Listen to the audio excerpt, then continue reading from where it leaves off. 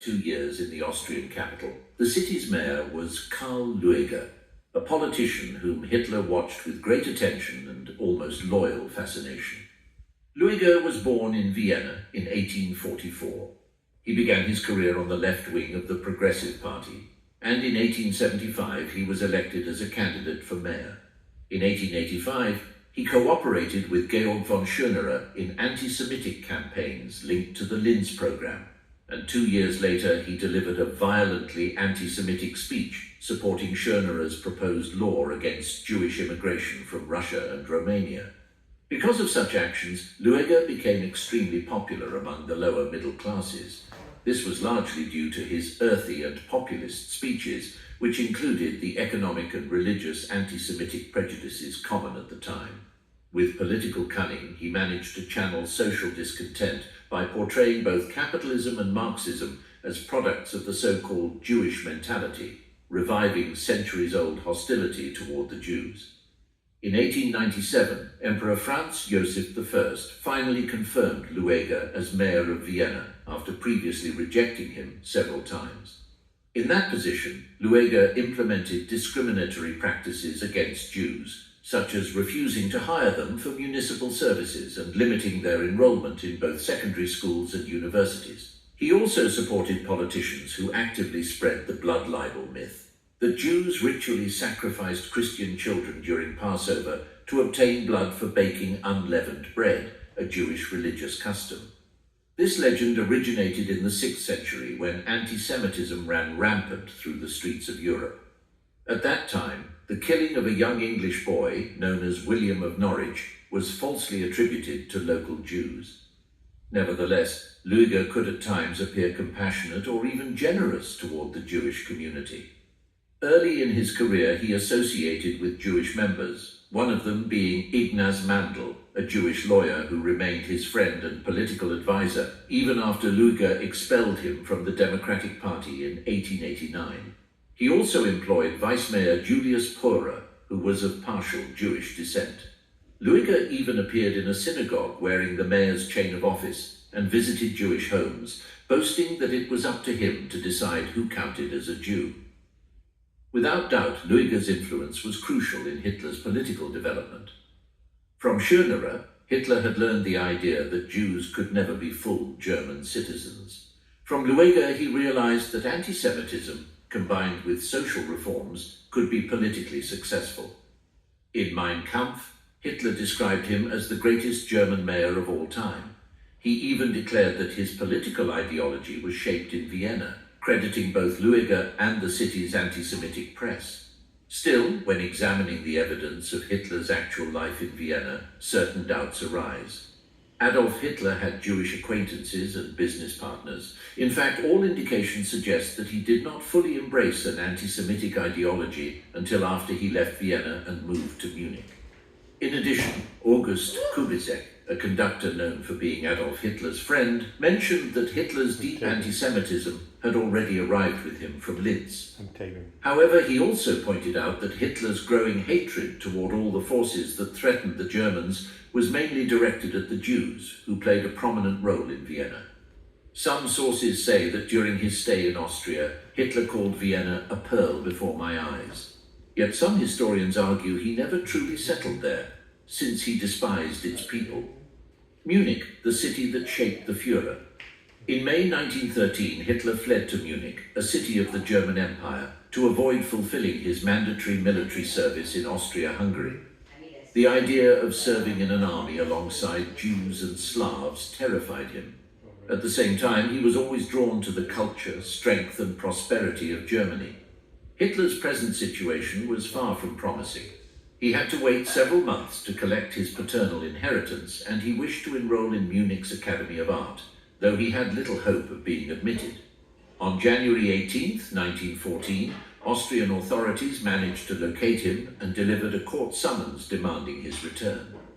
Hitler argued that he had left his homeland because the racial mixture in Vienna disgusted him. The Austrian police informed him that evading military service was punishable with a heavy fine, and leaving Austria amounted to desertion, an offense equivalent to prison time. With little choice, Hitler traveled to Salzburg, where he was examined and declared unfit for military service. The First World War awakens the leader of horror. In 1914, the First World War began, a decisive milestone in Adolf Hitler's life. This historic conflict gave his existence a new purpose and even defined his vocation. Until then, his days had been marked by conflict and uncertainty, but the war changed everything. That same year, he volunteered for the Bavarian Army, which together with the German Army and the Austro-Hungarian Empire fought against France, Britain and Russia. Despite being a foreign citizen, the authorities accepted him. On August 2nd, a 25-year-old Hitler attended a patriotic rally in Munich's central square, the Odeonsplatz. Years later, the event was captured by Heinrich Hoffmann, Hitler's official photographer as Chancellor, and turned into a propaganda image of Nazi Germany. Soon after, Hitler joined the 16th Bavarian Reserve Infantry Regiment. He received training that was both limited and rushed, and his unit was quickly sent to Belgium. They fought in the First Battle of Ypres, waged in October and November of 1914. This was Hitler's only experience in the front line of combat. Later, he was promoted to Gefreiter, the second rank above private.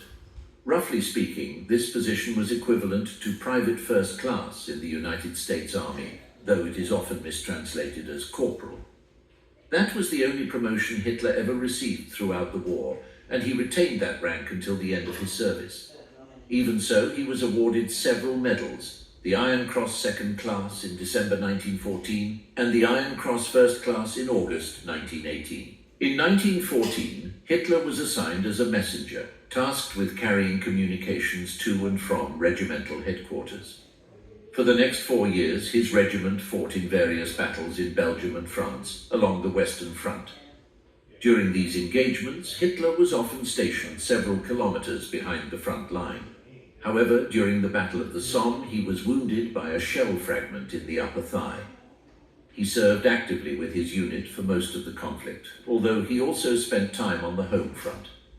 After his wound at the Somme, he spent 2 months recovering in a military hospital near Berlin. There, he witnessed the widespread famine among German civilians during the winter of 1916, which continued into 1917.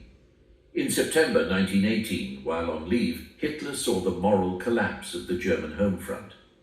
These images never left his mind and later shaped his decisions on food supplies during the Second World War. A month later, he was injured in a mustard gas attack in Belgium and sent to the military hospital in Pacewalk. While recovering, he learned of the armistice of November 11th, the abdication of Kaiser Wilhelm II, and the outbreak of the German Revolution. These news were devastating for Hitler. Once again, everything grew dark before my eyes, he wrote. Yet he also expressed pride. I am not ashamed to say that, carried away by my enthusiasm, I fell to my knees and thanked heaven from the bottom of my heart for allowing me to live at that time. After the defeat, the so-called stab-in-the-back legend spread, a theory that became highly persuasive to Hitler.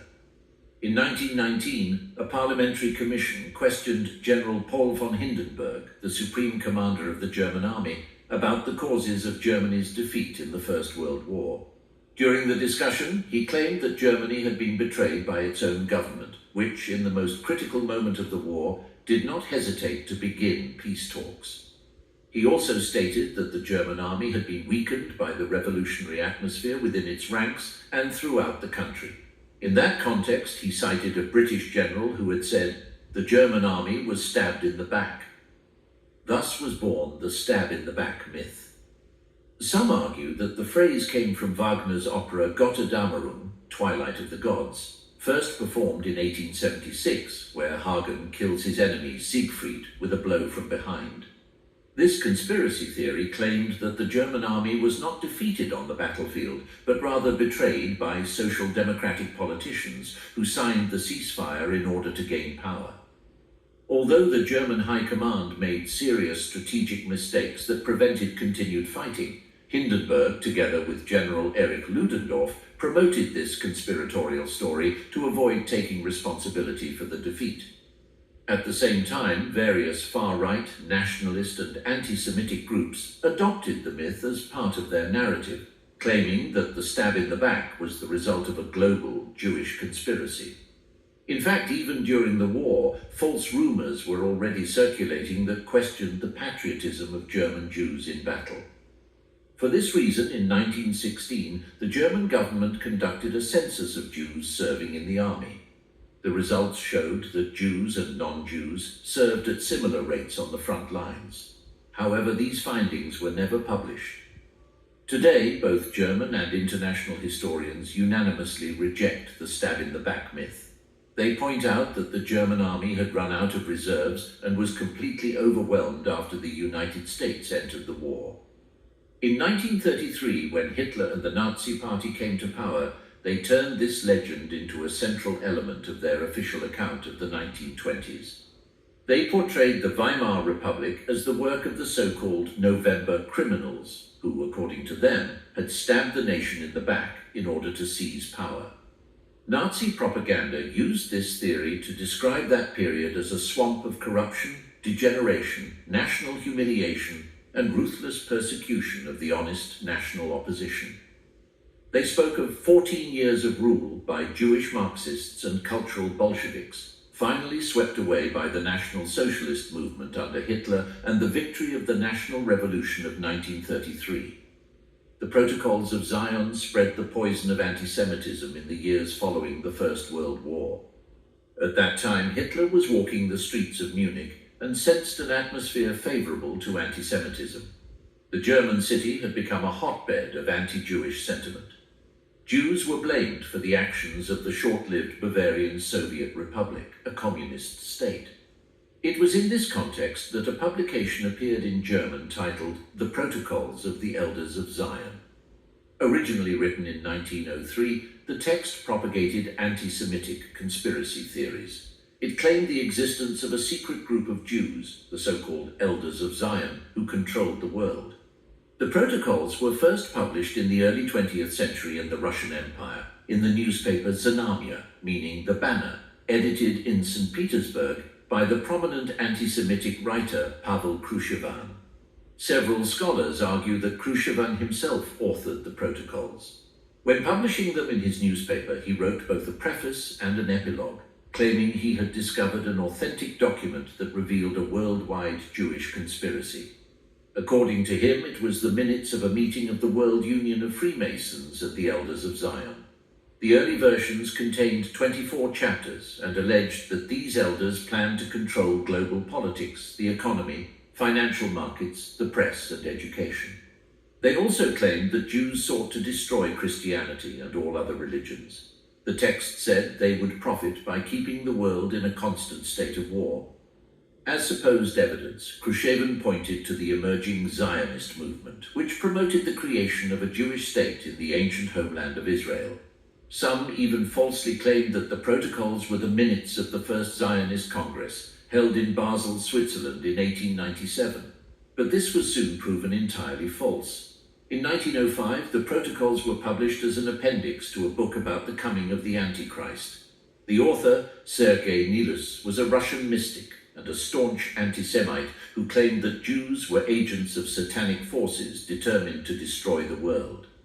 Meanwhile, Hitler rejoiced as his wish came true, that both Germany and the rest of the world began to see Jews the way he did. After the Bolshevik Revolution of 1917, the Protocols of the Elders of Zion began circulating more widely. That same year, Tsar Nicholas II abdicated the throne amid a popular uprising driven by poverty and food shortages.